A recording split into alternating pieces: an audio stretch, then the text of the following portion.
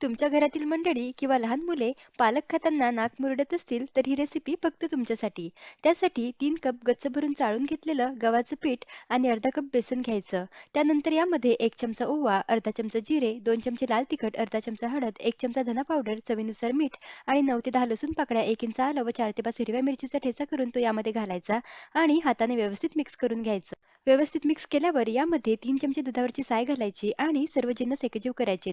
व्यवस्थित मिक्स केल्यावर यामध्ये 4 कप स्वच्छ धुवून बारीक चिरलेली पालक आणि भरपूर बारीक चिरलेली कोथिंबीर टाकून सर्व जिन्नस एकजीव करायचेत. छान एकजीव झाल्यावर अगदी थोडं थोडं पाणी टाकून घट्टसर कणिक मळून घ्यायची व चमचाभर तेल टाकून कणिक एकदा पुन्हा मळायची व 10 मिनिटे मुरू द्यायची. 10 मिनिटांनंतर कणिक मळून छोटे छोटे गोळे बनवायचेत व चौकोनी, त्रिकोणी किंवा गोलाकार आकारात पराठे बनवायचेत. मी व्हिडिओमध्ये दाखवित आहे त्या पद्धतीने.